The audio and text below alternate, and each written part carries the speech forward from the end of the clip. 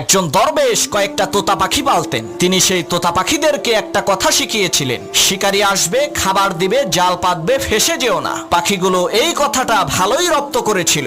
সেই দরবেশের অনেক ছাত্র ছিল।